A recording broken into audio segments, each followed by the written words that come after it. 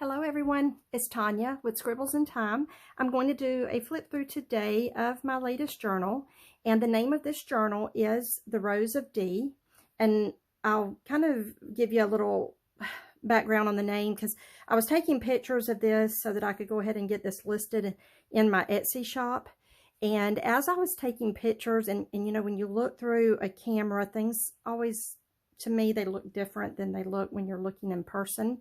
But for whatever reason, when I look at this through a camera, I don't know why, but the Phantom of Opera keeps coming to mind, and I don't even remember what the Phantom of Opera picture looks like, but I think it's because I've used this half of a frame. I did use, I've tried in my mind to figure out when I was coming up with a name. I didn't want to name it Phantom of the Opera because truly this has nothing to do with the Phantom of the Opera by any means. But I did use these little, I have these vintage little accent pieces, they're mask. And I used one or two in here, so I don't know if that was just kind of fresh on my mind. I don't know, but I went with the Rose of Dee because Dee took me and Pam to an antique store in the town where she lives, which is a neighboring city, and to where I live. And I did find this rose pen at this antique store, and I also, Dee had gifted me several things in here. So when I look through this journal, it just really makes me think of Dee, and I think it's because so many items in this book either I got while I was with her, or she gifted them to me, and of course Pam was with us too, but for whatever reason I think that a lot of these items that I used were gifted by Dee, so Dee came to mind. So for whatever reason, The Rose of Dee is the name of this journal. And the frame on the front is, as I mentioned earlier, it's just a portion of a frame that Dee gifted to me. And it had roses on the corner, and I kind of went over those with some of the gold gilding whites, and went with a rose pen that I bought at the antique store when we went out. And that's just, this frame and this rose were just meant to be together. I don't know how well it's showing up on camera, but this rose pen is beautiful. It is beautiful. There's little crystals on the petals. You can see how old, like there's this little break in the metal right there, and there's these green rhinestones coming down the stem, these little crystals wrapped around the stem, a little rosebud with crystals. It is just beautiful in person, and I just tried to pop the roses a little bit on this frame, and it's so pretty. Dee gifted me a little bag of costume jewelry, and I pulled this piece of a gold toned chain out of that and used here as an accent here. The cabinet card, I've been using those on previous journals, so if you've watched previous videos, you know that came from a photo album that I used in another journal, and this was one of the cabinet cards out of it from the 1800s.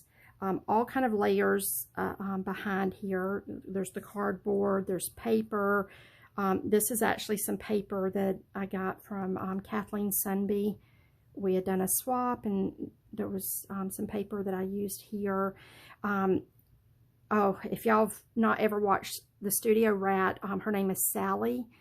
Oh my gosh, I have a couple of her journals. I love Sally. She's just amazing talent. She's got this knack for repurposing books and just giving life to old books.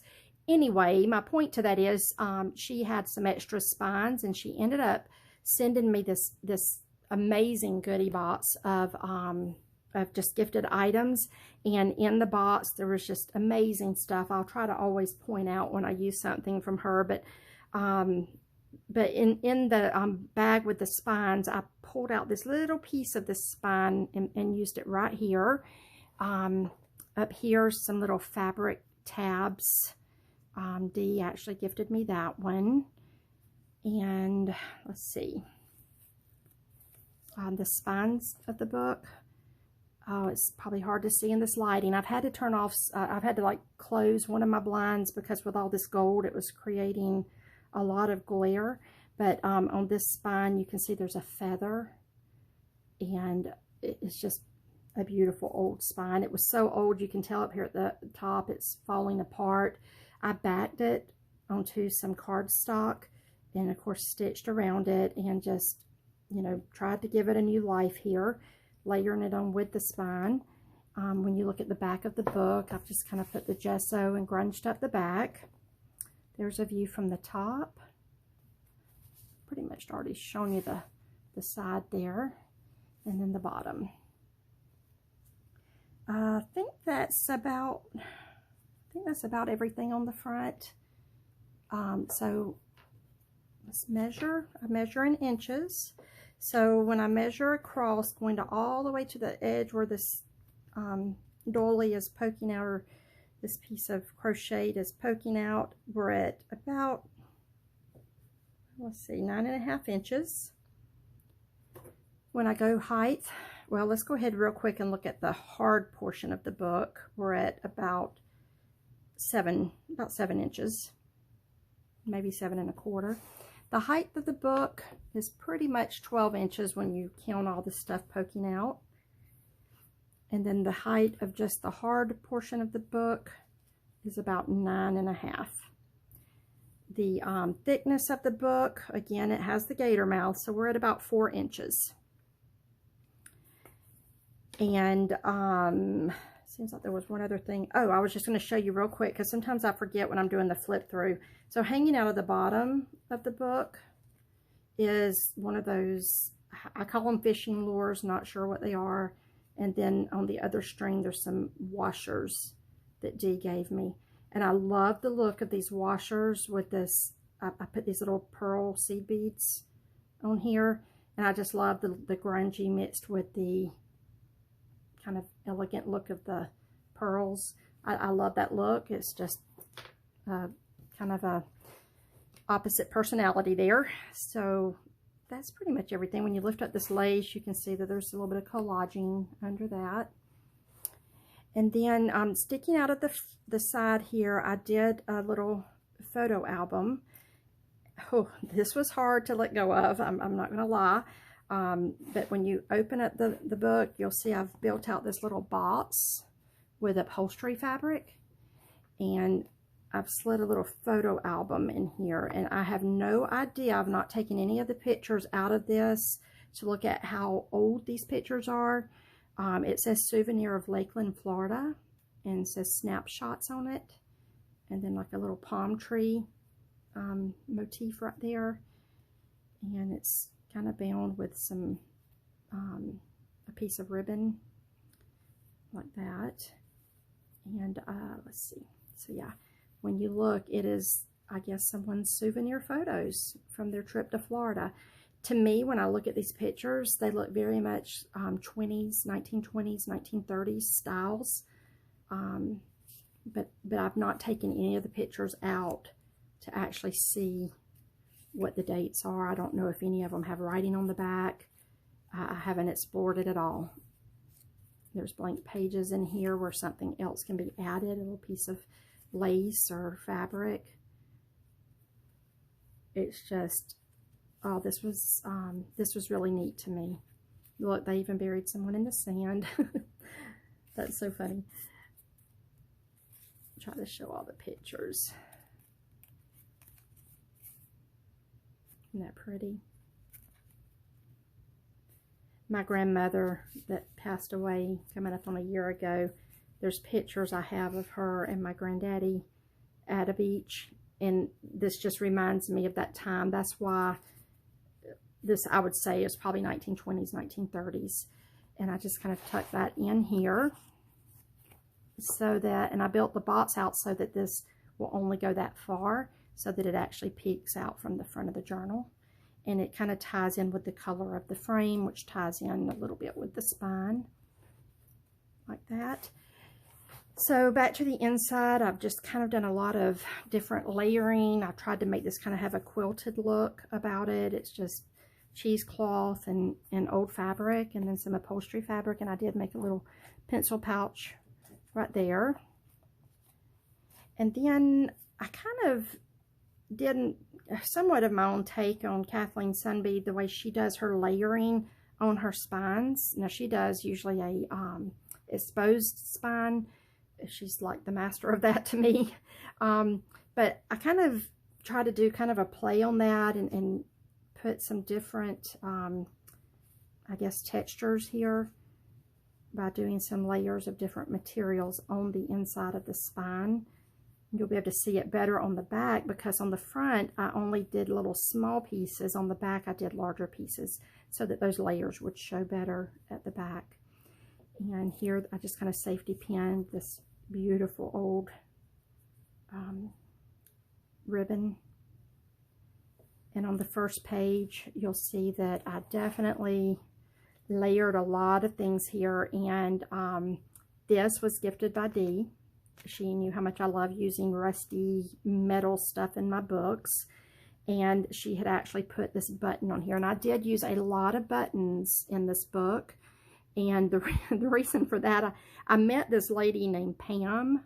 She does have a YouTube. It's called Pandora's Junk Journals, and she uses these old buttons in her journals, and she just, we've spoken, and she just really has turned me on to buttons. I am so in love with buttons. And I'll talk a little bit more about, like, this is a really old vintage button right here. It's beautiful in person. It's just textured. It's so pretty. I've layered it onto some beautiful lace and fabrics. And then up here you're going to see, okay, there's a rusty safety pin here that Dee gifted to me. I get a lot of these from my friend Kathy with Rust Paper Scissors, and I did use a few of her items in here that were new to me. But this particular safety pin came from Dee, and then a little garment pin, and I put some of the little pearl seed beads on it. And then over here is a pocket watch with roses on it. So I just thought that was so appropriate. It does open, and it is a working watch. If the battery works anyway. It's not old. It's made to look vintage, and I just thought it looked gorgeous in that spot. It was screaming out to be used, so there it is. I did tuck this photo in here. This does come out. It's a beautiful photo of a baby, and I just kind of tucked it in there so that the baby's just peeking through like that. And then I wanted, so I attached the chain of the watch onto all this collaging I've done with the fabrics in the background. Again, I try to kind of do a quilted look with different materials back here, and papers and cheesecloth and all kind of stuff. But I did leave the bottom where the clasp of the watch is, so that if anyone wants to hook something onto that chain, they can. I put an old key on here. And again, I started to use like a skeleton key, but so much of this journal I think has like a 20s and 30s vibe to it. So anyway, I went with this key, and I left one little spot down here in this piece. This is not a pocket down here, but I did leave one little spot where that key could be tucked in. I don't know how well that shows on camera, but the key can be removed and something else hung from that. I put some buttons on this safety pin. So yeah, back to the old buttons. Okay, so Pam, Pandora's Junk Journals, check her out. She had used in one of her journals a, they call them perfume buttons, and they're vintage. So she was telling me about them, and I went in and kind of researched online about them, and they were used during the Civil War era. And so what I was reading, so Pam had told me, because they have fabric on the inside of the button, and the ladies would put their perfume on that fabric, and they would either stitch them to their man's shirt collar, or he would carry it in his pocket, is what I was reading online. And he would be able to take that out and smell her. And online it said that he'd be able to smell her perfume, I should say. And online it said that many soldiers who did survive the Civil War would talk about how much that helped them keep their sanity. And some that didn't survive would have these in their pockets. And I just thought that, anyway, so I didn't get very many of these because I am on a mission to use stuff that I have. But when I spoke to Pam, I had to go in, and I think I got 3 of them. So here's one. And so back to the pages here. That's kind of the story of that button. And I just like the way it kind of, when you have this page closed, you can see the 3 buttons like this. These 3 vintagey buttons. So anyway, that's that. And back to the pages, there's a little tab here with the collaging and gesso and pencil and whatnot all over the paper.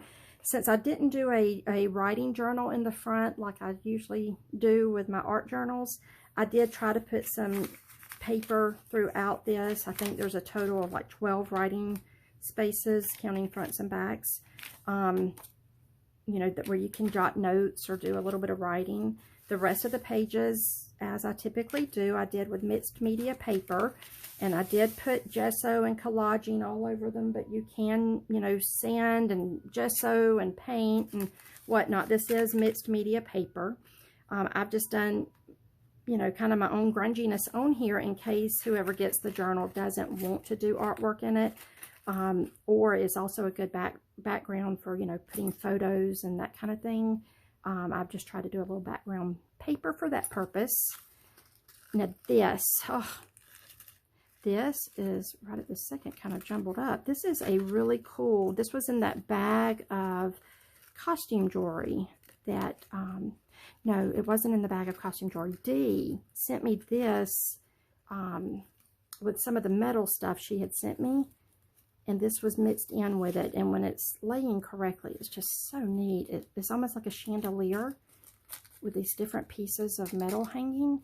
And it's just very, very cool effect. But the other thing I did with it, Kathy with Rust Paper Scissors, in one of her journals on her videos, she does have a YouTube and an Etsy shop. Ooh, I can't talk. She uses these ribbon crimpers on the edge of pages and attaches little things to those, like page tabs. So I definitely copied her idea there, and I ordered some of these ribbon crimpers from her. Oh, I'm so hooked. So hooked. So yeah, that's a ribbon crimper with this charm hanging off of it. This is just some old tattered like cheesecloth coming down the center here, and then a clothing tag as a tab on this page. I'm trying to hurry, getting a phone call there. Collage paper here, notebook paper. This is the other part of that really old material why I had put that button on the other side. Collage paper here, this beautiful, I don't know what you call these, but it's so cool. It's metal, it's like this brassy look, and I use it as a tab. Again, that's something that shows when the book is closed.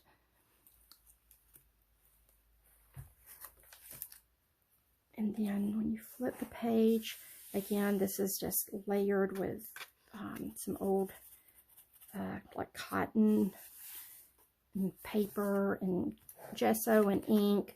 This is a beautiful, I don't know if you would call this a placemat or a doily, but it is so pretty. It's, I don't know what it is. I don't know my fabrics. I'm so sorry. Very pretty though. I always think of Kathleen Sunbees because she's so good with her different fabrics. She knows what they're all called. But anyway, that's that. Another piece of grungy mixed media paper with different collaging. Some notebook paper. Over here is a piece of costume jewelry used as a tab. This has a, I call it an upholstery button, but an old button here on the back of it. Oh, this is the center. I've already shown y'all the things hanging out of the center. I sometimes forget, so I like to try to show those. I just put a picture. This is like an old yearbook picture. On the back it says something about our senior days. And I just thought that was really cool. So I just kind of put that there. I thought all the black and white looked good together. And this is the other side of that placemat or whatever. This is a glass chandelier bead. I had gotten it quite a while back off of Etsy, and supposedly it came from a really old chandelier, and this is one of the glass beads. I've been trying to use those, and I just kind of attached it to the edge of this piece of like crocheted doily that's going to be poking out of the back here. So there's just a little tab of that with this chandelier bead on there. More of the paper. This is one of the little masks up here on the top that I've kind of stuck up there as a tab.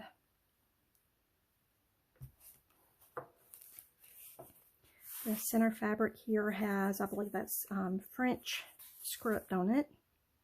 Oh, back to Kathy with rest paper scissors. So she uses these little picture hangers in her journals, and I love those. I love the concept of them. I can already tell you right now I ordered some, and my plans on those, I'm not going to be able to find them now that I'm looking for them, but somewhere in here maybe I'll find them before.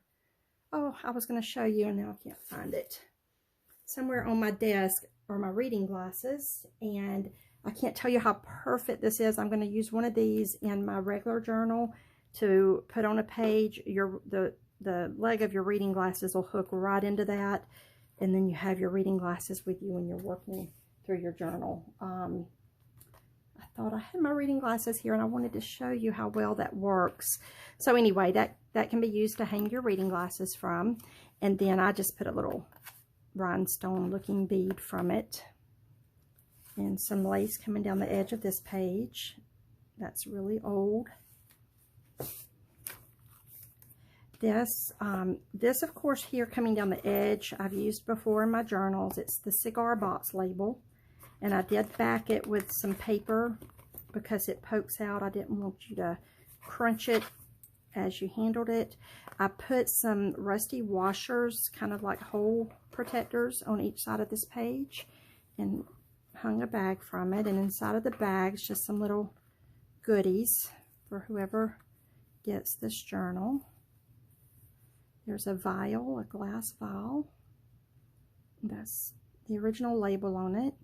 And just some, the string's not included. This is music paper that's made into a star.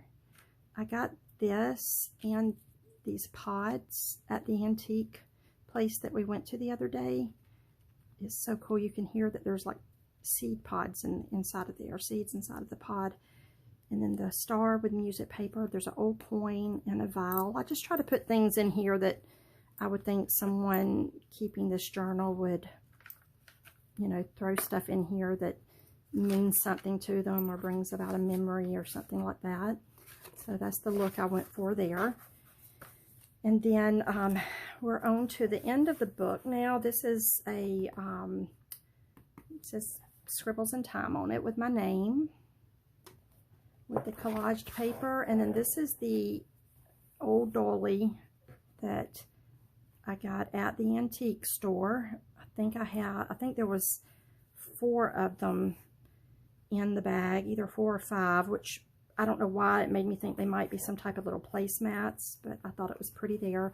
And then this on the back, so I covered the back book cover with fabric, and then I've just layered all of these different materials because I love materials, and I think that they just add such a texture and personality. You can always, you know, clip pins on here with little charms hanging all over, or whatever you want to do to utilize the fabric, but I love it just like this for the feeling of it. And I think that pretty much concludes the flip through.